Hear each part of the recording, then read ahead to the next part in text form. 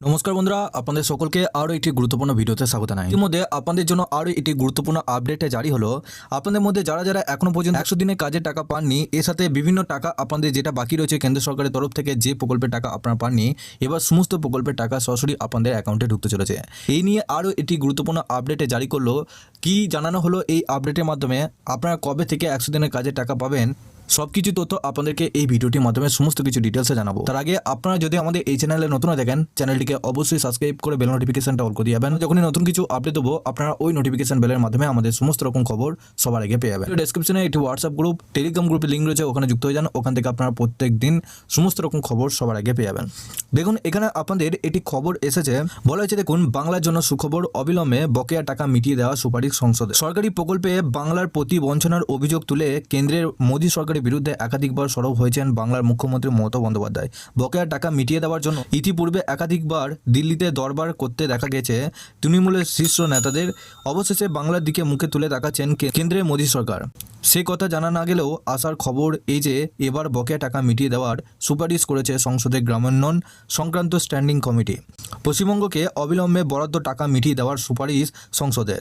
100 দিনের কাজ সহ পশ্চিমবঙ্গের যে সমস্ত সরকারি প্রকল্পের জন্য বরাদ্দ বকেয়া রয়েছে, সেই সব টাকা অবিলম্বে মিটিয়ে দেওয়ার সুপারিশ করা হয়েছে। একই সাথে উল্লেখ করা হয়েছে যে অর্থবর্ষ নিয়ে আদালতে মামলা বিচারাধীন রয়েছে, এই বছর বাদে বাকি বছরের টাকা দ্রুত দেওয়া হোক।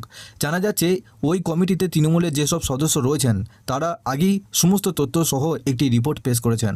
ওই কমিটিকে বোঝানো হয় পশ্চিমবঙ্গকে কিভাবে বঞ্চনা করা হচ্ছে। ওই রিপোর্টে আরও উল্লেখ করা হয়েছে যে ওই বকেয়ার জেরেই নাকি রাজ্যের গ্রামায়ণে ব্যাপক ক্ষতি হয়েছে, যার ফলে ধাক্কা খাচ্ছে রাজ্যের গ্রামীণ অর্থনীতি।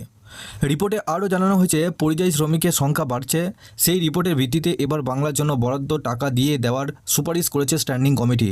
এখানে বলে রাখা ভালো, স্ট্যান্ডিং কমিটি সুপারিশ মানতে বাধ্য নয়, তবে এখন দেখার সুপারিশের পর কেন্দ্র কী পদক্ষেপ করে। প্রসঙ্গত, কেন্দ্র যদিও বাংলার প্রতি বঞ্চনার ওই অভিযোগ উড়িয়ে দিয়েছে বারবারই। প্রসঙ্গত, দীর্ঘদিন ধরে সরকারি প্রকল্পে টাকা না দেওয়ায় ইতিমধ্যে নিজস্ব কোষাগার থেকে টাকা দিয়ে বেশ কিছু সরকারি প্রকল্প চালু রেখেছেন বাংলার মুখ্যমন্ত্রী মমতা বন্দ্যোপাধ্যায়, যার মধ্যে অন্যতম হলো 100 দিনের কাজের মজুরি টাকা এবং বাংলা আবাস যোজনা প্রকল্পের বাড়ি তৈরির টাকা। এই প্রকল্পে গত বছরের শেষের দিকে থেকেই প্রথম কিস্তি টাকা দিয়েছে পশ্চিমবঙ্গ সরকার। এবার খুব তাড়াতাড়ি দেওয়া হবে দ্বিতীয় কিস্তি টাকা। আপনারা বুঝতে পারছেন, এবার কিন্তু আপনাদের মধ্যে যারা যারা 100 দিনের কাজের টাকা এখনো পর্যন্ত বাকি রয়েছে, এবার কিন্তু আপনাদের সরাসরি আপনাদের অ্যাকাউন্টে টাকা ঢুকতে চলেছে। যেটা আপনাদের যে বকেয়া টাকা আপনাদের বাকি রয়েছে, সেই বকেয়া টাকা সরাসরি আপনাদের অ্যাকাউন্টে ঢুকবে।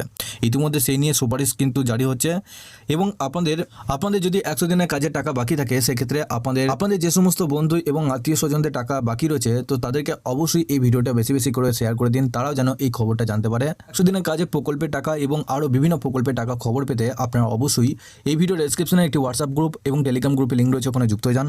ওখান থেকে আপনারা প্রত্যেক দিন সমস্ত রকম খবর সবার আগে পেয়ে যাবেন। তার আগে আপনারা যদি আমাদের এই চ্যানেলে নতুন হয়ে থাকেন, চ্যানেলটিকে অবশ্যই সাবস্ক্রাইব করে বেল নোটিফিকেশনটা অল করে দিয়ে যাবেন। আমরা যখনই নতুন কিছু আপডেট দেবো, আপনারা ওই নোটিফিকেশন বেলের মাধ্যমে আমাদের সমস্ত রকম খবর সবার আগে পেয়ে যাবেন। এই ভিডিও ডেসক্রিপশনে একটি হোয়াটসঅ্যাপ গ্রুপ এবং টেলিগ্রাম গ্রুপের লিঙ্ক রয়েছে, ওখানে যুক্ত হয়ে যান। ওখান থেকে সমস্ত রকম খবর সবার আগে পেয়ে যাবেন।